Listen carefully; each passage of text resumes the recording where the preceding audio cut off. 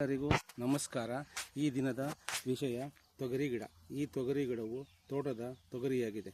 ಈ ತೊಗರಿಕಾಯಿಯನ್ನು ರೈತರು ಬೆಳೆದು ಮಾರುಕಟ್ಟೆಗಳಲ್ಲಿ 50ರಿಂದ 60 ರೂಪಾಯಿ ಕೆಜಿಗೆ ಮಾರಿ ಹಣವನ್ನು ಗಳಿಸುತ್ತಾರೆ. ಈ ಕಾಯಿಯಿಂದ ಹಲವಾರು ರೀತಿಯ ಸಾಂಬಾರುಗಳು, ಪಲ್ಯಗಳನ್ನು ಮಾಡಿ ಜನರು ಸವಿಯುತ್ತಾರೆ. ಇದು ಉತ್ತರ ಕರ್ನಾಟಕ, ಮಹಾರಾಷ್ಟ್ರ, ಮಧ್ಯಪ್ರದೇಶ ಮುಂತಾದ ಕಡೆಗಳಲ್ಲಿ ಅತಿ ಹೆಚ್ಚಾಗಿ ಬೆಳೆದು ಬೇಳೆಕಾಳುಗಳನ್ನಾಗಿ ಮಾಡಿ ಮಾರುತ್ತಾರೆ. ಇದರಲ್ಲಿ ಹಲವಾರು ಜಾತಿಗಳಿವೆ. ಒಂದು ತೋಟದ ತೊಗರಿಕಾಯಿ ಎಂದು, ಮತ್ತು ಗಣೇಶ ಬೇಳೆ ಎಂದು, ಅಮರಾವತಿ ಬೇಳೆ ಎಂದು, ನಾಟಿ ಬೇಳೆ ಎಂದು, ಹೀಗೆ ಹಲವಾರು ಕಾಳುಗಳನ್ನು ಅಂಗಡಿಗಳಲ್ಲಿ ಮಾರುತ್ತಾರೆ.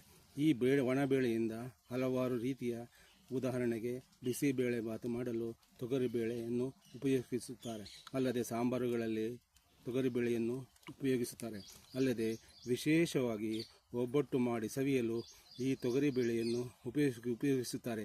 ಒಣಗಿದ ಬೇಳೆಗೆ ಸುಮಾರು 180ರಿಂದ 200 ರೂಪಾಯಿ ಕೆಜಿಗೆ ಮಾರಿ ರೈತರು ಹಣವನ್ನು ಗಳಿಸುತ್ತಾರೆ. ಹೀಗೆ ಈ ತೊಗರಿ ಬೆಳೆಯು ರೈತರಿಗೆ ಲಾಭದಾಯಕವಾದ ಕೃಷಿಯಾಗಿದೆ.